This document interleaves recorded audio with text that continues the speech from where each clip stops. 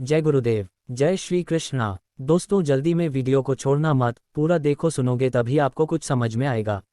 जन्माष्टमी 2023 जन्माष्टमी पूजा के बाद जरूर पढ़ें श्री कृष्ण की जन्म कथा, सभी मनोकामनाएं होंगी पूरी।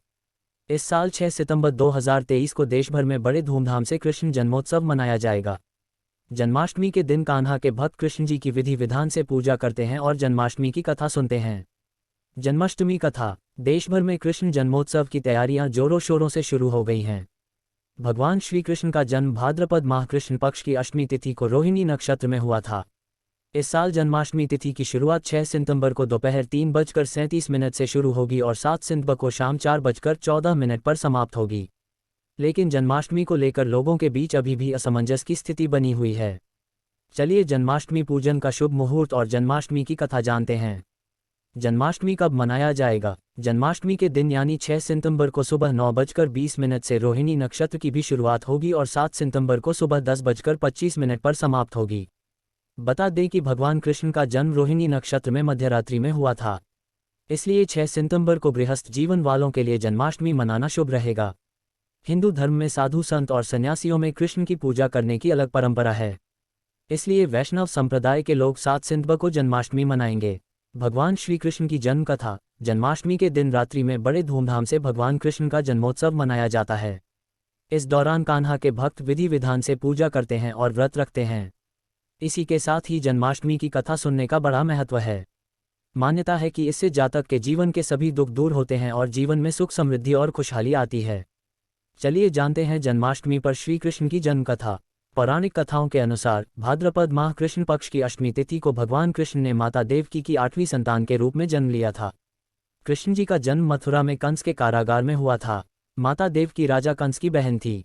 कंस को सत्ता का लालच था। उसने अपने पिता राजा उग्रसेन की राजगद्दी छीनकर उन्हें जेल में बंद कर दिया था और स्वयं को मथुरा का राजा घोषित कर दिया था। राजा कंस अपनी बहन देवकी से बहुत प्रेम करते थे। उन्होंने अपनी बहन का विवाह वासुदेव से कराया था, लेकिन जब वह मां देवकी को विदा कर रहा था तभी एक आकाशवाणी हुई कि देवकी का 8वां पुत्र कंस की मौत का कारण बनेगा। ये सुनकर कंस डर गया। उसने तुरंत अपनी बहन और उनके पति वासुदेव को जेल में बंद कर दिया। उनके आसपास सैनिकों की कड़ी पहरेदारी लगा दी। कंस अपनी मौत के डर से देवकी और वासुदेव की 7 संतानों को मार चुका था। कृष्ण जी का जन्म। इसके बाद भाद्रपद माह कृष्ण पक्ष की अष्टमी तिथि को रोहिणी नक्षत्र अंधेरी रात में भगवान कृष्ण ने जानकी के 8वें संतान के रूप में जन्म लिया। श्री कृष्ण के जन्म लेते ही कोठरी प्रकाशमय हो गई। आकाशवाणी हुई कि विष्णु जी ने कृष्ण जी के अवतार में देवकी के कोख में जन्म लिया है, उन्हें गोकुल में बाबा नंद के पास छोड़ आएं और उनके घर एक कन्या जन्मी है, उसे मथुरा लाकर कंस को सौंप दें। कान्हा चले गोकुल धाम। आकाशवाणी सुनते ही वासुदेव के हाथों की हथकड़ी खुल गई। सभी पहरेदार सोने लगे। कान्हा ने एक टोकरी में बाल गोपाल को रखकर सिर पर रख लिया और गोकुल की ओर चल पड़े। कान्हा को गोकुल धाम ले जाने में वासुदेव को कई मुसीबतों का सामना करना पड़ा। यमुना नदी कृष्ण जी के चरणों को स्पर्श करने के लिए उफान पर आ गई, लेकिन चरण स्पर्श के बाद वह फिर से शांत पड़ गई। वह कान्हा को बाबा नंद के पास छोड़ आए और गोकुल से कन्या को लेकर वापस लौट आए। जेल अपने आप बंद हो गया और उनके हाथों में हथकड़ियां लग गई। कन्या की रोने की आवाज सुनते ही सभी पहरेदार उठ गए।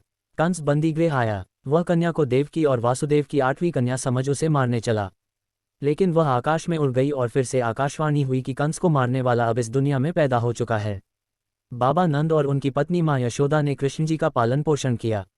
राजा कंस ने कृष्ण जी का पता लगाकर उन्हें मारने की खूब कोशिश की, लेकिन कंस की सारी कोशिशें विफल हुई और कृष्ण जी को कोई मार नहीं सका। अंत में श्री कृष्ण ने कंस का वध किया। राजा उग्रसेन को फिर मथुरा की राजगद्दी सौंप दी। इस तरह से जन्माष्टमी की व्रत कथा पूरी हुई। डिस्क्लेमर: इस आलेख में दी गई जानकारियों पर हम दावा नहीं करते कि ये पूर्णतया सत्य है और सटीक है। इन्हें अपनाने से पहले संबंधित क्षेत्र के विशेषज्ञ की सलाह जरूर लें। कमेंट बॉक्स में जय श्री कृष्ण जरूर लिखें आने वाले त्योहारों की जानकारी पाने के लिए। हमें फॉलो करें। तो दोस्तों आपको वीडियो कैसी लगी कमेंट करके जरूर बताएं और लाइक शेयर और चैनल को सब्सक्राइब जरूर कर लीजिएगा ताकि आपको और आने वाली वीडियो का मैसेज मिल सके। जय गुरुदेव। जय श्री कृष्णा जरूर लिखें।